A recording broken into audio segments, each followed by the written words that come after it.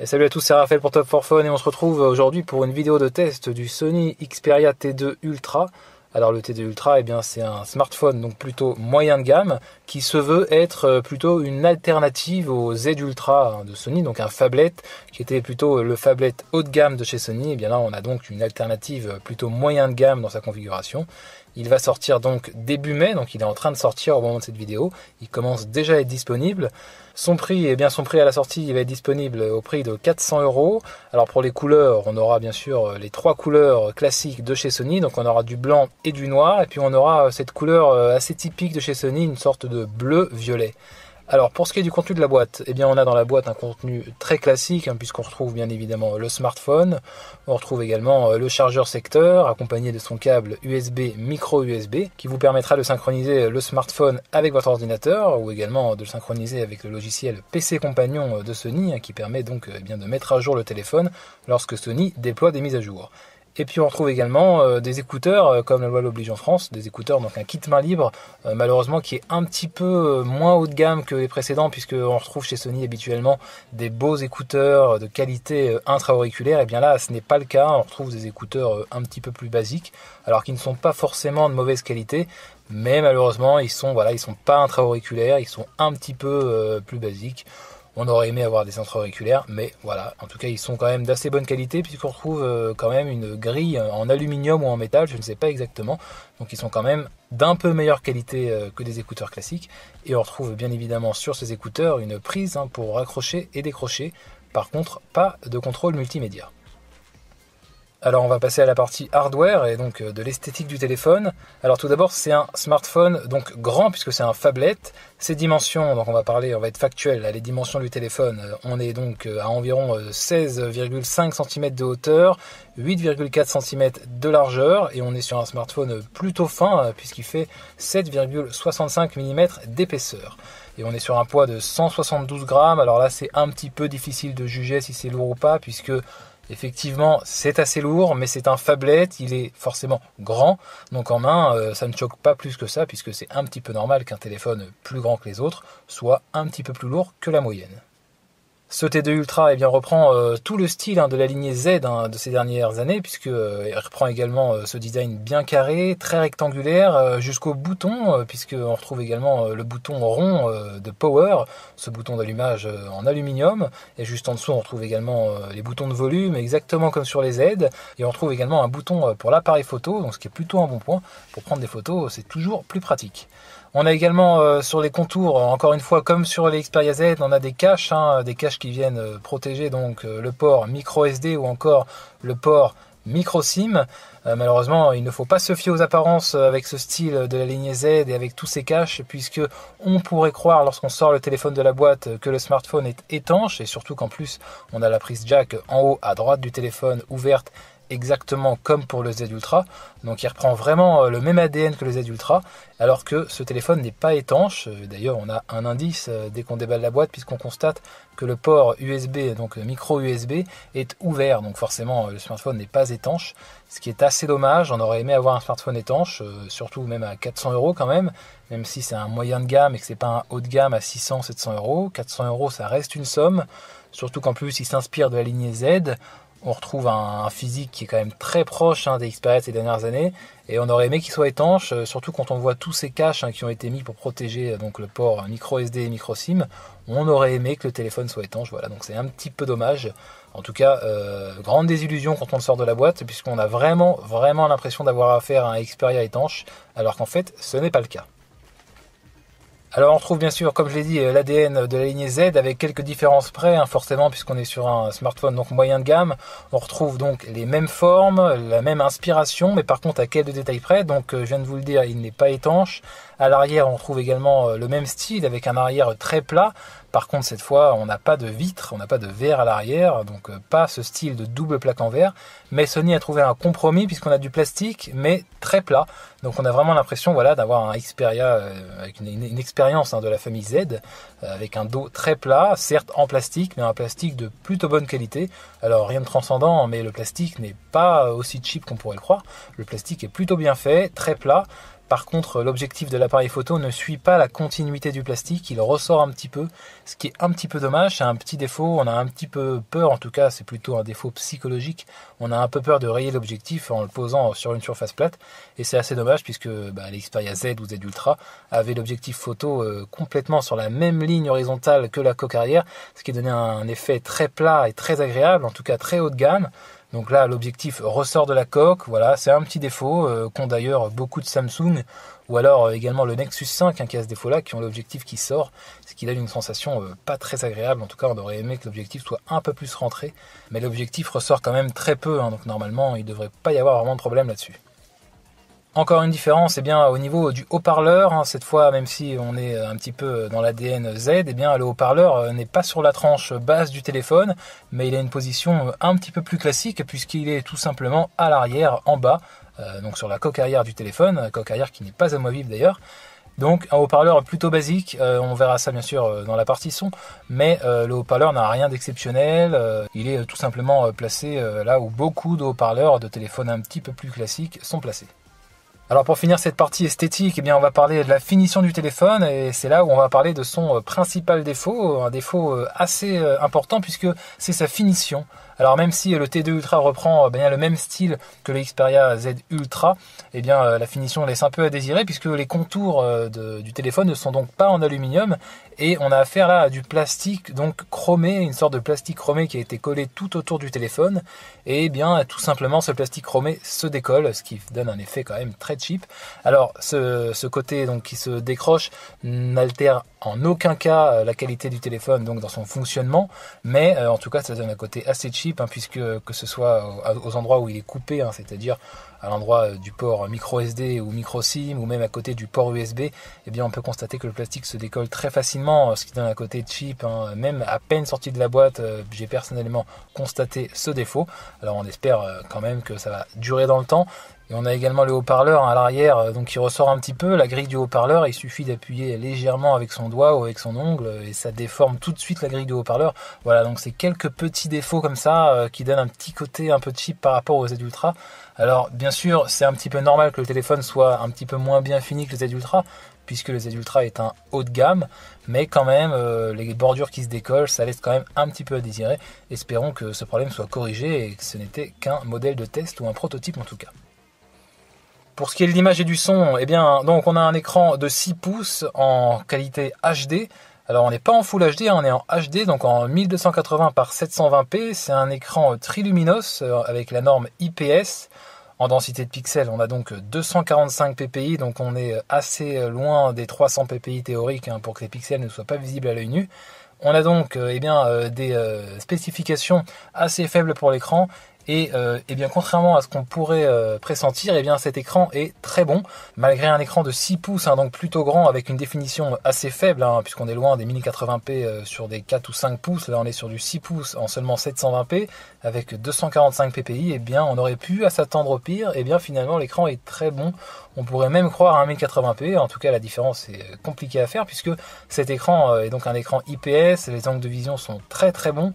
En tout cas, il est très très agréable à la vue. L'écran est une vraie réussite. C'est d'ailleurs un des points principaux, un des points forts de ce téléphone. Il a un très bel écran et en tout cas, c'est très très agréable de regarder des vidéos sur cet écran.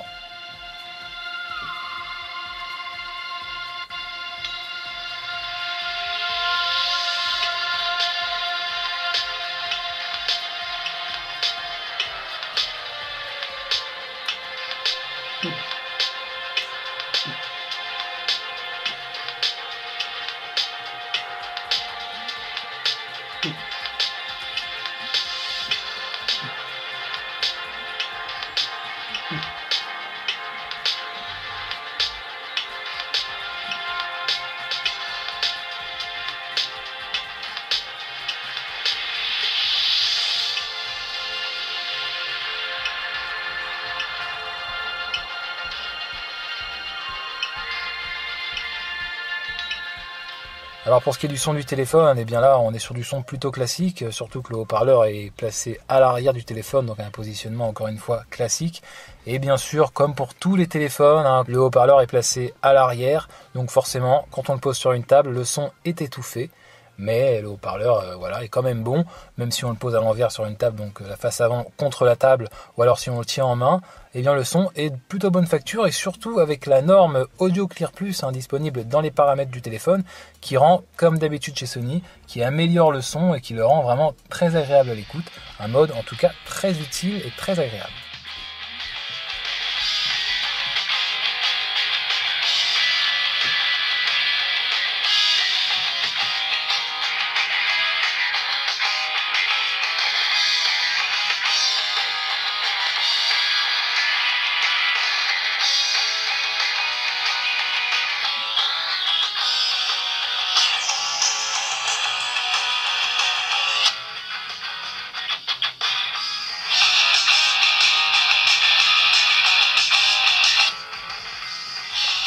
Alors pour ce qui est des performances, eh bien on est sur un processeur quad-core de chez Qualcomm, on est sur le Qualcomm Snapdragon 400 cadencé à 1,4 GHz. Pour ce qui est de la puce graphique, on est sur un Adreno 305 et le tout est épaulé par 1 Go de RAM. Alors on est sur une configuration assez décente, qui était il n'y a pas si longtemps que ça du haut de gamme, puisque le marché évolue tellement vite que le haut de gamme devient très vite du moyen de gamme. En tout cas, cette configuration est assez rapide et assez réactive, puisque que ce soit dans les jeux ou dans les applications même gourmandes, eh bien, le téléphone est fluide, donc une configuration assez solide. D'ailleurs, en parlant d'applications gourmandes ou encore de jeux, pour les benchmarks, eh bien, on a des scores assez prometteurs, puisque Antutu nous donne un score de 19 521. Sur Quadrant, on est proche des 10 000 avec 9 853 points. Et sur 3D Mark, on est à 4 663, donc c'est vraiment pas mal pour un moyen de gamme. En tout cas, ça laisse entrevoir le meilleur pour les jeux, puisque d'ailleurs avec Epic Citadel, on est avec 59 images par seconde, donc c'est un très très bon score, et d'autant plus que c'est un moyen de gamme, donc c'est vraiment prometteur pour les jeux. Et en tout cas, les jeux, et malgré un écran de 6 pouces à seulement 720p, eh bien, il s'en sort très bien, et l'écran est quand même très agréable à utiliser. En tout cas, l'expérience de jeu n'est absolument pas altérée par le fait que ce soit un moyen de gamme. Les jeux sont très agréables à utiliser.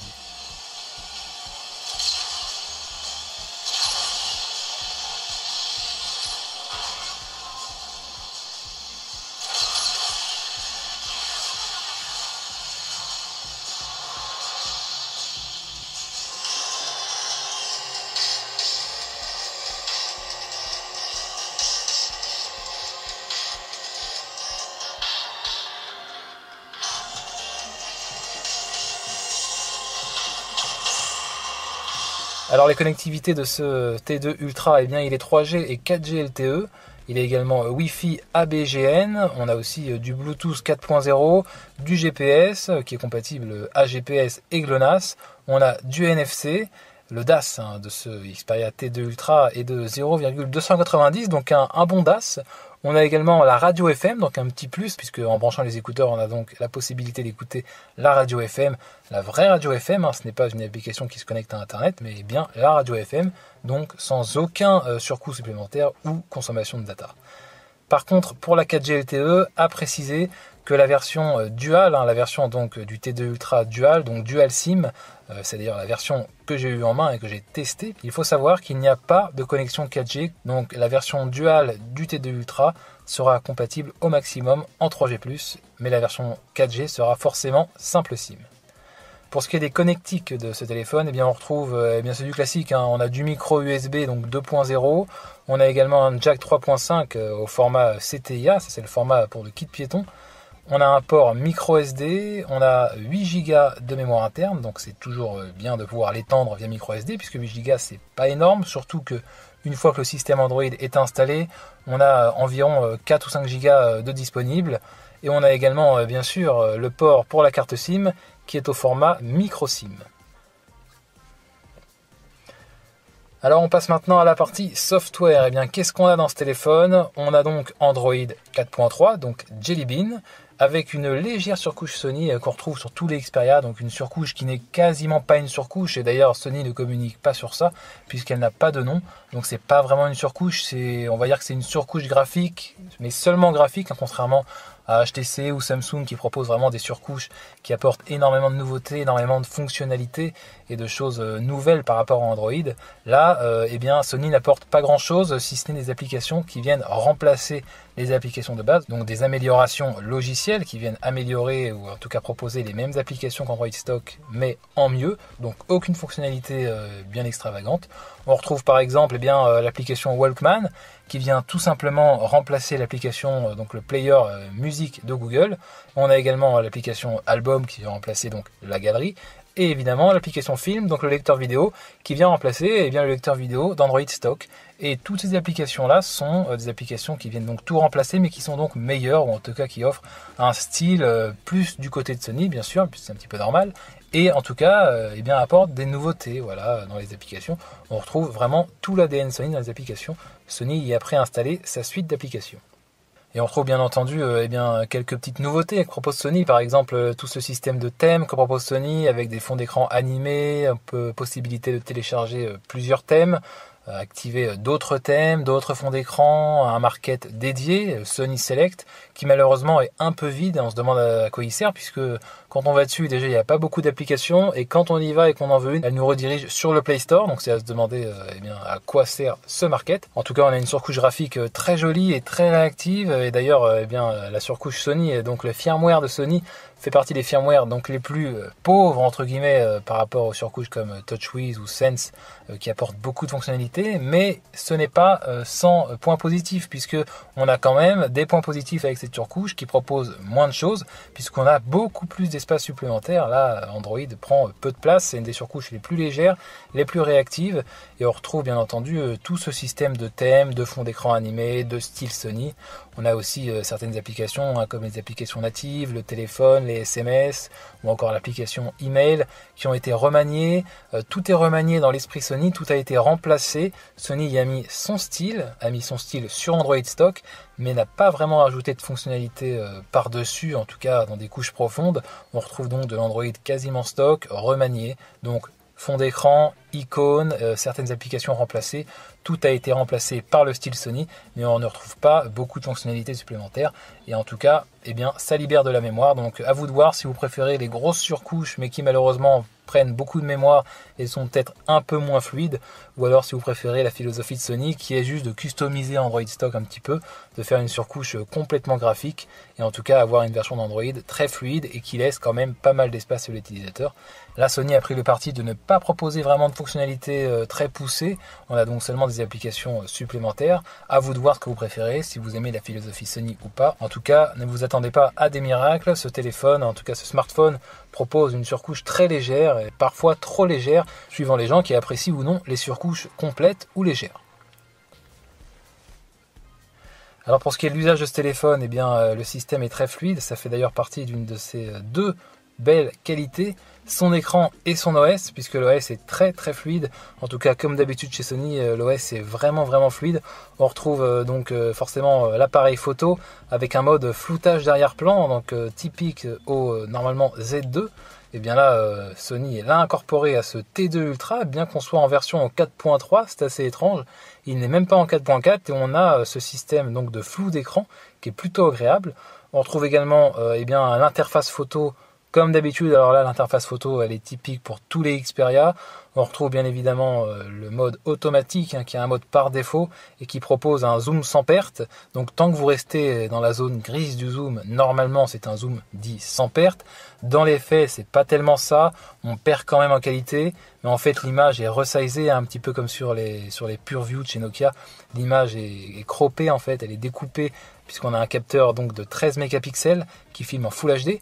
Donc en fait l'image est en 8 mégapixels et donc vous pouvez zoomer jusqu'à que la proportion s'annule. Donc l'image va être croppée en 8 mégapixels mais en fait elle est capturée à l'origine en 13 mégapixels. Donc c'est du découpage et on se rend compte finalement en comparant deux clichés qu'on perd quand même en qualité. Donc la notion de zoom sans perte est assez fausse au final puisque ça n'existe pas sur du zoom de façon numérique et même sur du découpage dans une photo. Mais Sony peut se permettre d'utiliser ce terme puisque finalement on a quand même une perte assez faible par rapport à d'autres smartphones où dès qu'on commence à zoomer dans l'image, l'image devient très vite détériorée. Là on a un zoom sans perte qui est plutôt efficace, on perd un petit peu en qualité. Donc si vous voulez zoomer dans une photo, privilégiez toujours de vous rapprocher de la cible vous-même. Mais après, si vous n'avez pas le choix, eh bien ce zoom est plutôt utile. Si par exemple vous pouvez photographier un animal ou je ne sais pas, eh bien le zoom sans perte fera son travail. En tout cas, vous perdrez très peu en qualité. En parlant de l'appareil photo, eh bien les photos sont quand même assez décevantes puisque j'ai fait un test comparatif avec mon Nexus 5 donc personnel. D'ailleurs, en parlant de Nexus 5, sachez qu'il y aura sûrement plusieurs fois des comparatifs comme ça puisque c'est mon téléphone personnel, c'est le seul que j'ai sous la main tout le temps et c'est pour moi le standard, la référence. Alors pas la référence dans le sens que c'est le meilleur téléphone, mais pour moi le Nexus 5 incarne vraiment le téléphone moyen en tout point. Il est bon en rien, mauvais en rien. Il y a un capteur photo de 8 mégapixels plutôt classique et d'ailleurs les Nexus ont souvent la réputation d'être mauvais en photo. Moi personnellement je le trouve plutôt moyen bon. Donc en gros je pars du principe qu'un smartphone qui prend des meilleures photos que le Nexus 5 est un bon photophone et un smartphone qui prend des moins bonnes photos que le Nexus 5 est un mauvais photophone, puisque le Nexus 5 étant soi-disant donc médiocre ou alors moyen en tout cas. Mais en tout cas ce qui est sûr c'est que les Nexus ne sont quasiment jamais donc remarqués pour leur qualité photo. Donc je le prends en référence et malheureusement j'ai comparé les clichés par rapport au Nexus 5 et il s'avère que là on est à peu près pareil, voire même moins. Donc on est au niveau du Nexus 5 au mieux. Et c'est assez décevant puisque même si bien sûr on est au niveau du Nexus 5, il faut savoir qu'il n'y a rien vraiment glorieux d'être au niveau d'un appareil réputé pour être pas très bon en photo. Et en plus, pour rappel, 8 mégapixels, 8 mégapixels pour le Nexus 5. Là on est sur un 13 mégapixels avec ce T2 Ultra. Et en plus on est chez Sony. Donc on est chez Sony, donc logiquement on se dit Sony maîtrise un petit peu quand même les optiques photo. Et on est sur du 13 mégapixels et on se rend compte qu'en fait, le Nexus 5 se défend très bien et fait parfois même mieux, et même souvent mieux que le T2 Ultra. Donc c'est assez décevant, on s'attendait quand même à mieux venant d'un capteur de chez Sony de 13 mégapixels. Ça fait quand même un peu tâche, même si alors les clichés sont pas mauvais du tout. Il n'y a aucun problème pour ça, puisque forcément les clichés, je vous ai dit que je trouvais les clichés du Nexus 5 pas mal. Donc forcément, s'il est au niveau du Nexus 5, je les trouve pas mal. Mais c'est vrai que venant de chez Sony, un smartphone quand même à 400 €, 13 mégapixels, c'est un petit peu décevant. Alors la qualité est quand même pas mal, mais on constate aussi une sorte de perte de chaleur, puisque les photos du Nexus 5 par exemple sont plus chaleureuses, les couleurs sont plus chaleureuses, plus vives, alors que sur le T2 Ultra les couleurs sont assez froides, un petit peu voilées, les couleurs ne sont pas assez péchues. Donc c'est peut-être un problème logiciel, je ne sais pas, peut-être qu'une mise à jour viendra améliorer cela. En tout cas les photos, je m'attendais à mieux, surtout en faisant ce comparatif. Alors si vous l'utilisez vous-même seulement, vous le sortez de la boîte, vous faites des tests, les photos sont plutôt jolies, mais dès que j'ai fait le comparatif, honnêtement, quand on fait un comparatif, qu'on met les photos du T2 Ultra à côté donc d'un capteur de 8 mégapixels standard, là on se demande pourquoi ce capteur ne fait pas de meilleures photos, puisqu'on a quand même un capteur de 13 mégapixels de chez Sony. Et puis pour ce qui est des vidéos, des prises de vidéos donc en 1080p maximum, les vidéos sont pas mal, surtout en basse luminosité. Les capteurs de Sony sont plutôt bons là-dessus. Alors les vidéos ne sont pas d'une qualité exceptionnelle, on est sur du 1080p classique, mais en tout cas le capteur filme mieux, capte mieux la lumière en faible luminosité, donc c'est plutôt un bon point. D'ailleurs les vidéos, comme vous le voyez, sont assez acceptables, elles sont plutôt bonnes. Par contre, on constate parfois lorsqu'on ouvre l'application, donc photo-vidéo, puisque c'est la même application, on a un léger lag pendant quelques secondes et parfois ça dure assez longtemps. Dès qu'on bouge l'appareil, le téléphone a un petit peu de mal à s'y retrouver et un petit peu dans le décor, il n'arrive pas à rendre l'aperçu finalement. Ça met un peu de temps, donc des sensations de lag comme si l'application mettait du temps à s'ouvrir en tâche de fond. On a l'impression qu'elle met beaucoup de temps à bien comprendre où elle est, ce qu'on filme, etc. et à devenir fluide. Alors pour ce qui est de la suite d'applications Sony préinstallées, on est sur des applications très agréables et vraiment ancrées dans l'univers Sony. Par exemple, on a l'application Album qui vient donc remplacer l'application Galerie d'Android Stock, qui est extrêmement agréable à utiliser.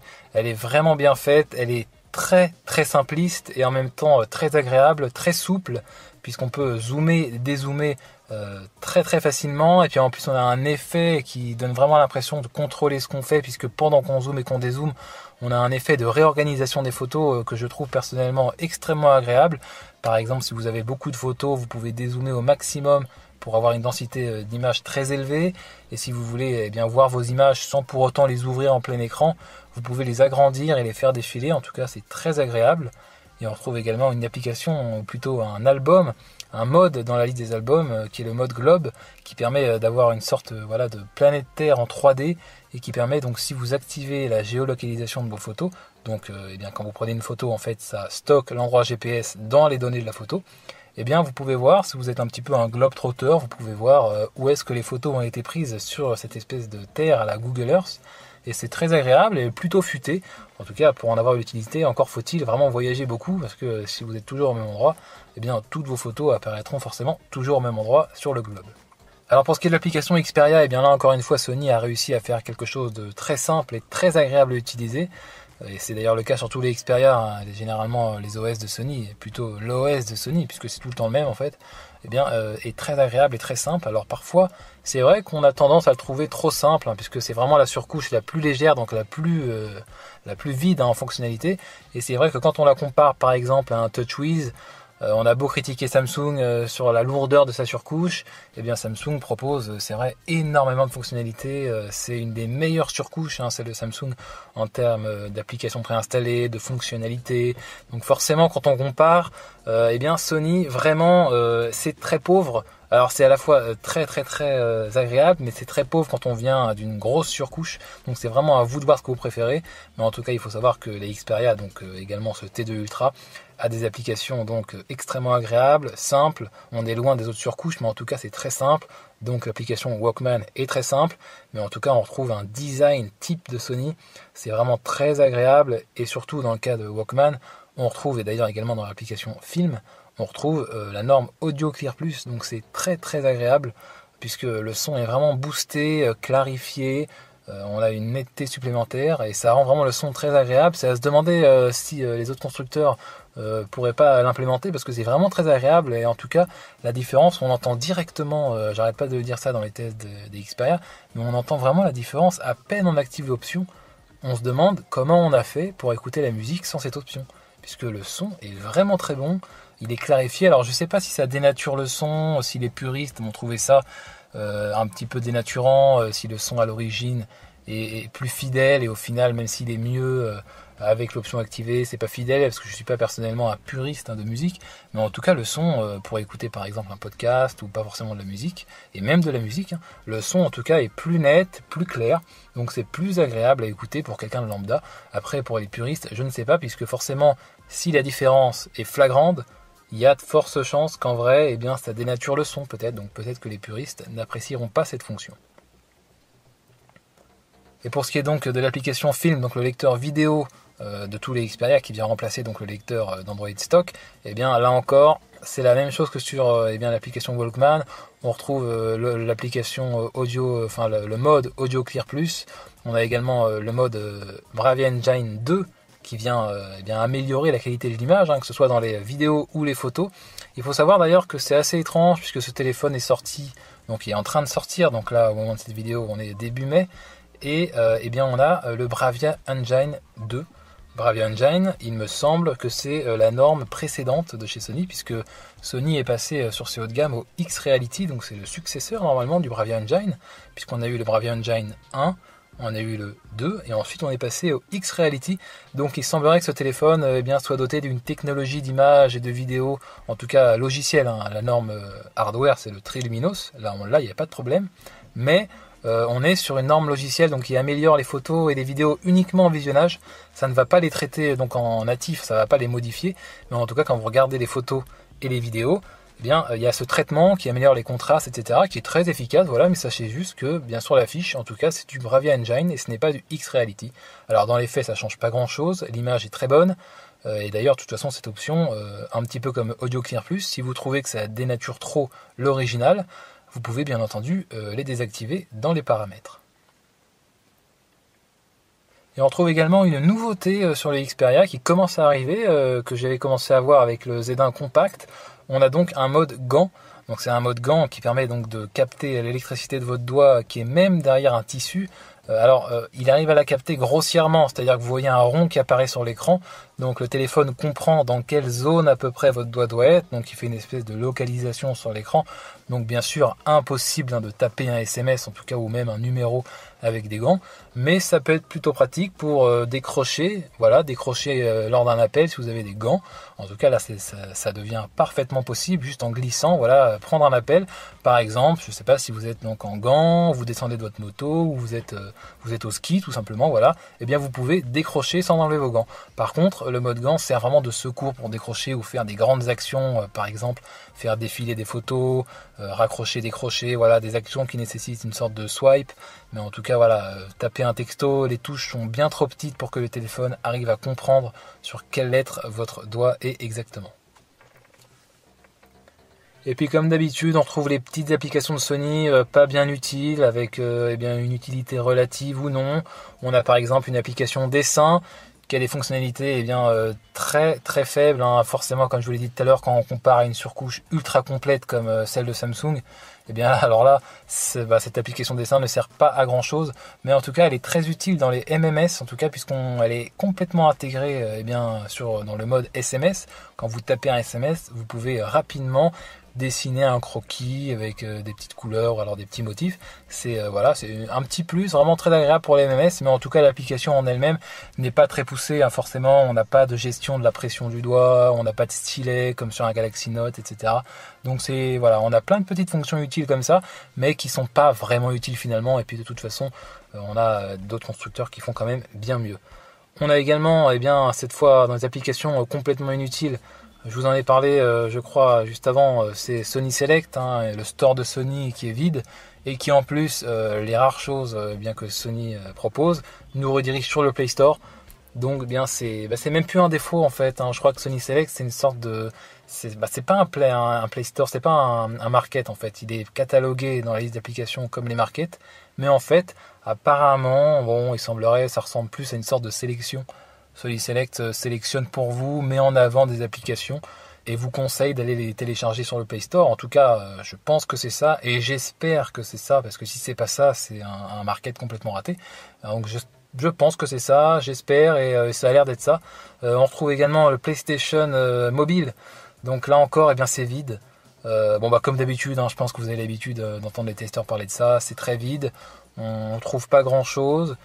Il y a certaines catégories qui sont même quasiment désertes. Ça semble mal parti parce que depuis que le PlayStation Mobile est sorti, c'était arrivé avec le Z il me semble, ou avec peut-être même avant avec le Xperia Play, un Xperia certifié PlayStation avec une manette de jeu. Ça n'a jamais vraiment pris. Il n'y a pas beaucoup d'applications. Si vous voulez des jeux, honnêtement, prenez-les sur Play Store. Il y a vraiment des jeux sympas comme Asphalt ou alors Dead Trigger ou alors plein d'autres jeux qui sont vraiment vraiment vraiment bons. En tout cas, on n'a pas grand chose et puis en plus c'est payant. Alors si vous voulez acheter un jeu ou tout simplement une application, il est toujours conseillé de l'acheter sur le Play Store, tout simplement parce que le Play Store est universel, en tout cas dans le monde Android, puisque quand vous achetez une application, elle est liée pour toujours à votre compte Google. Donc si vous changez de téléphone, donc de marque, et forcément un téléphone qui n'a pas le PlayStation Mobile et qui n'est pas de Sony, vous aurez toujours votre jeu. Alors que si vous achetez une application sur le PlayStation Mobile, forcément il faudra, je pense, le PlayStation Mobile. Donc c'est un petit peu compliqué. En tout cas, mieux vaut acheter sur le Play Store, c'est beaucoup plus sûr. Et puis vous aurez l'application à vie sur votre compte Google. Et en plus, si vous avez plusieurs appareils, vous pouvez l'utiliser, l'application, en même temps, simultanément, sur votre smartphone, votre deuxième smartphone peut-être, de secours, sur votre tablette, etc. Et même sur votre ordinateur, puisque si vous achetez un film sur le Play Store, vous pourrez évidemment le regarder sur votre ordinateur, ce qui est toujours pratique. Alors pour finir avec l'autonomie, l'autonomie de ce téléphone est plutôt bonne. On a une bonne surprise pour ce qui est de la batterie, puisque on est sur une batterie de 3000 mAh. Alors là, ça vous paraît rien de spécial, mais il faut savoir que ce téléphone est un moyen de gamme. On a un processeur moyen de gamme, le S400, cadencé à 1,4 GHz. On a 1 Go de RAM, 1 Go de stockage interne. Donc ça, vous connaissez la fiche technique, avec un écran seulement HD, donc on n'est pas sur du Full HD. Donc on est sur des specs qui sont pas vraiment haut de gamme. et on a une batterie de 3000 mAh qui est quand même des specs assez haut de gamme. D'ailleurs, j'ai comparé les photos avec le Nexus 5, et bien sachez que le Nexus 5 a une batterie de seulement 2300 mAh, donc ça lui confère une autonomie pas terrible, qui reste potable, mais pas terrible, un petit peu classique. Et bien là on est sur des specs plutôt moyen de gamme, donc on est moins élevé par exemple d'un Nexus 5, et on a une batterie de 3000 mAh, donc forcément vous vous en doutez, l'autonomie est bonne, l'autonomie est même très bonne, donc on peut facilement, alors on n'est pas encore dans les 2 jours, bien sûr, aucun téléphone tient vraiment 2 jours en utilisation classique, vous jouez, etc. Mais on est vraiment sur une très bonne autonomie. Ce qui est sûr, c'est que vous pouvez tenir facilement la journée, alors ça, il n'y a pas de souci. Et entamer bien sûr une seconde journée. Après, de là à dire qu'il tient 2 jours, ça dépend vraiment, c'est très subjectif. Moi personnellement, je pense qu'on peut tenir 2 jours si vraiment vous l'utilisez d'une utilisation assez modérée. Pour conclure, sur ce T2 Ultra, alors commençons par ses points forts. Ce T2 Ultra a un très bel écran. Et d'autant plus beau que, on est sur du 720p, donc entre guillemets seulement du 720p, surtout sur du 6 pouces, on pourrait s'attendre au pire puisqu'on a une très grande taille d'écran et on est sur une faible résolution, encore une fois entre guillemets, puisque 720p ça reste acceptable, mais c'est vrai qu'on est maintenant sur les smartphones de 5 pouces qui sont tous 1080p, et là on passe sur du 6 pouces, donc un très grand écran, et on descend en résolution, et on a seulement 245 ppi, donc c'est à se dire, voilà, au début, quand on voit la fiche technique, on a peur pour l'écran. Sachez que cet écran est très très bon. Très très bon. On a des angles de vision qui sont également excellents. En tout cas, regardez des vidéos ou jouer sur ce téléphone, c'est vraiment très agréable. L'écran est très bon, puisque forcément c'est un écran IPS. Sony a enfin passé le cap des écrans IPS, puisque avant Sony proposait donc des écrans qui n'étaient pas IPS. Donc on avait beaucoup de gens qui se plaignaient des angles de vision qui passaient très vite, on avait la couleur qui se délavait. Là c'est un écran IPS, donc comme quoi vous voyez, il y a certaines normes qui changent tout, puisque Sony proposait des smartphones haut de gamme à 1080p non IPS, et beaucoup de gens se plaignaient de la qualité des écrans. Là Sony passe sur un écran de 6 pouces, 720p, 245 ppi, donc vous voyez, c'est pas terrible, c'est pas top, et bien pourtant il suffit d'avoir des bons angles de vision, de bons contrastes, une norme IPS, et vraiment l'écran est très joli. Autre point fort au niveau du software, comme d'habitude, en tout cas pour moi, le software de Sony est un des plus réactifs. Alors bien sûr, le prix à payer, ce sont les fonctionnalités. On est proche de l'Android stock, donc ça plaît ou ça plaît pas. On est très très loin, en tout cas Sony est le constructeur qui est le plus loin de l'autre constructeur qui est donc à l'opposé dans la philosophie qui est Samsung, puisque Samsung propose énormément de nouveautés, fait partie de ces constructeurs avec aussi HTC qui propose énormément de choses dans leur surcouche, ils apportent énormément d'améliorations. La Sony apporte quelques remplacements plutôt que d'améliorations, les applications sont remplacées par leur suite de logiciels, mais globalement c'est une surcouche très légère, c'est un très bon point, on gagne pas mal d'espace de stockage. Mais voilà, ça peut être pauvre pour certains, donc réfléchissez bien avant de l'acheter. Si vous êtes fan des surcouches, vous détestez Android stock, faites attention, car malgré les apparences, malgré cette surcouche graphique, les firmware de Sony sont assez pauvres en tout cas, et c'est d'ailleurs peut-être pour ça que Sony ne communique pas de nom pour sa surcouche, puisque Sony sait très bien qu'il n'y a pas vraiment d'apport, pas vraiment de surcouche en tant que telle. Autre point fort, on a un port micro SD, c'est plutôt utile avec 8 Go de stockage interne.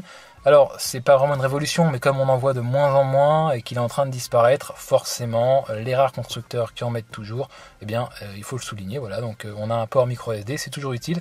Un port micro SD jusqu'à 32 Go, il me semble, peut-être plus, mais il me semble que c'est certifié jusqu'à 32 Go. Voilà, donc un plus pour en tout cas stocker. Alors on ne peut pas vraiment installer les applications sur la carte SD, ça c'est un procédé qui commence à mourir. Et c'est pas plus mal, puisque après quand on l'enlève, ça fout un peu le bazar dans le téléphone, puisque les applications sont à moitié installées sur la carte SD et sur le téléphone. Mais en tout cas ça permet quand même, malgré le fait qu'on ne puisse pas installer les applications sur la carte SD, sachez qu'une carte SD peut également aider les applications, puisque vous pouvez donc stocker vos photos, vos vidéos, vos films, si vous voulez en mettre sur la carte SD depuis votre ordinateur, et puis les photos que vous prenez bien sûr avec le téléphone, etc. sur la carte SD. Donc forcément, tant d'espace qui ne seront donc pas pris sur la mémoire interne, donc ça libère quand même de la mémoire, c'est donc un bon point. Alors maintenant, pour ce qui est des points faibles de ce T2 Ultra, on va commencer tout simplement dans l'ordre du déballage, puisque forcément quand on sort le téléphone, on se rend vite compte que la qualité n'est pas vraiment au niveau. Alors quand je parle de qualité, ce téléphone est parfaitement potable, c'est un smartphone moyen de gamme, mais c'est vrai que quand on voit ce design inspiré de la lignée Z et également être une alternative au Z Ultra, on voit ce design qui est donc fortement inspiré de chez Sony, donc forcément donc de chez Sony, qui dit Sony dit qualité, puisque Sony est une marque qui propose quasiment les meilleurs téléphones, les mieux finis, en tout cas en finition, avec HTC bien sûr, qui fait aussi des smartphones en métal, avec les One qui sont très bons, mais Sony, Sony fait partie de cette bande de smartphones, de constructeurs également avec HTC, qui propose des smartphones très beaux, à base d'aluminium, de matière noble, de métal. Et là, on se retrouve donc avec une sorte de Xperia Z, donc plutôt Z Ultra, avec le même design jusqu'au port jack qui est en haut à droite. Et finalement, on se retrouve avec des bordures en simili aluminium qui s'avèrent être du plastique, qui s'en vont très facilement, vous avez pu le voir dans le test, qui s'en vont, qui se décollent. Alors ça se décolle pas vraiment, on peut les recoller, mais ça donne un côté cheap avec le bout de plastique chromé à côté du port USB qui s'en va. Donc voilà, ça donne un côté assez cheap. Et encore, quand je dis cheap, c'est doublement cheap, c'est aussi lié au fait que c'est un smartphone Sony. C'est-à-dire qu'en fait, le smartphone est un peu cheap, bon, ça reste acceptable, il est très bien, mais le fait que ça vienne de Sony, on s'attend à mieux, c'est ça le problème aussi, c'est un des effets pervers de placer la barre assez haute, c'est que Sony, c'est vraiment le constructeur connu pour son design, sa qualité, la qualité des matériaux, il communique beaucoup sur ça, etc. Et donc là, eh bien, on est un peu déçu, puisque quand on le sort de la boîte, on a l'impression de voir un Z Ultra. Et d'ailleurs, on va y venir à un autre défaut dont je vous ai parlé, c'est que quand on le sort de la boîte, on a l'impression d'avoir un smartphone vraiment haut de gamme, et on se rend compte qu'en finition, non. Par contre, je vous l'ai dit dans les points positifs, en software, en configuration, c'est très bien, mais voilà, en finition, en tout cas en matériaux, c'est pas ça, et surtout le fait aussi qu'il n'est pas étanche. Ça, c'est vraiment dommage, parce qu'on voit donc, comme je vous l'ai dit, un style Xperia Z Ultra. On a également un pourtour qui a l'air d'être en aluminium, c'est pas le cas. Une face arrière plate. On a des caches pour cacher le port SD ou le port micro SIM. Donc forcément, on voit le bouton Power qui est comme sur le Xperia Z Ultra, le bouton volume. On voit également des caches de partout. Et finalement, on voit le port micro USB qui est ouvert. Et là, on se dit, eh bien non, en fait, il n'est pas étanche. Donc voilà, il n'est pas étanche. C'est une mauvaise surprise. Ce sont les petits points négatifs comme ça qui sont un petit peu énervants. Personnellement, je trouvais ce téléphone très bon, mais c'est surtout en fait la finition. Mais sinon, sinon ce téléphone, il n'y a aucun problème, aucun bug. En tout cas sur la partie software Sony, vraiment c'est que du bon. Après, il faut aimer le software qui est un petit peu épuré où il n'y a pas grand chose. Voilà. Et bien sûr, dernier point négatif, l'appareil photo. Voilà, l'appareil photo qui encore une fois c'est un petit peu comme pour l'esthétique ou l'étanchéité, c'est encore une fois c'est pas vraiment un défaut, c'est plus un défaut lié à Sony, puisque voilà encore une fois l'effet vicieux, Sony 13 mégapixels, capteur Sony, on s'attend à quelque chose quand même de mieux qu'un 8 mégapixels par exemple qui n'est pas de Sony, qui n'est pas d'un constructeur qui maîtrise vraiment les optiques, et bien finalement Sony 13 mégapixels, ça fait des photos normales, voilà. Donc l'appareil photo standard, voilà, donc c'est un téléphone standard, très bon sur l'OS, très réactif, mais voilà, il a l'air d'être super et en fait il est plutôt standard. Mais en tout cas c'est un bon téléphone, donc à recommander ou pas, eh bien clairement oui, puisque vraiment le firmware, l'OS, le système d'exploitation de Sony est vraiment très bon. C'est un système vraiment limite sans faille, qui bug pas souvent en tout cas sur ce téléphone. Il a été très agréable à utiliser, très fluide. Il faut savoir d'ailleurs que les smartphones de Sony, et surtout celui-là en particulier, sont extrêmement réactifs. Ils s'allument et s'éteignent en un clin d'œil, ils s'allument super vite. Vraiment c'est un très très bon point, en tout cas c'est très agréable à utiliser. Vous l'allumez, en moins de 30 secondes vous êtes sur le menu, tout est chargé, donc c'est vraiment très agréable. Seul défaut, son prix. Et c'est là où ça blesse le plus, puisque tous les petits défauts que je vous ai dit tout à l'heure, c'était vraiment pour chipoter, voilà, c'est sur la finition, etc., par rapport aux attentes, donc ce ne sont pas vraiment des défauts. Et là, c'est le défaut, donc recommandé à l'achat, oui, mais recommandé à l'achat pour 400 €, clairement non. Et alors c'est pas non par rapport à la concurrence, et c'est là où il y a un effet assez ironique, c'est que c'est non par rapport à Sony lui-même. C'est-à-dire qu'en fait, sachez que pour 400 €, vous avez ce T2 Ultra, processeur quad-core, 1,4 GHz, 1 Go de RAM, 8 Go de stockage interne, un écran HD, et bien sachez que pour 400 €, voire même 350 € suivant les sites, donc voire même moins cher, vous aurez un téléphone de chez Sony qui a donc un écran 1080p, qui a 2 fois plus de mémoire interne, donc 16 Go, qui a un Adreno 320 au lieu d'avoir un Adreno 305, qui a également l'étanchéité, qui est donc étanche, qui a également le double de RAM avec 2 Go de RAM au lieu de 1 Go sur ce T2 Ultra. Et ce smartphone, c'est le Xperia Z premier du nom. Donc voilà, Sony propose mieux en fait. C'est que d'habitude, on a l'habitude de déconseiller un smartphone parce que la concurrence propose mieux. Et bien là, c'est assez ironique puisque Sony lui-même propose mieux. On trouve un Xperia Z moins cher en fait dans le commerce, 350-400 euros. Donc pour le même prix, voire moins cher, voilà, vous avez un truc mieux, un truc quasiment du simple au double avec la RAM, la mémoire. On a l'étanchéité aussi que le Xperia Z. Donc à vous de voir.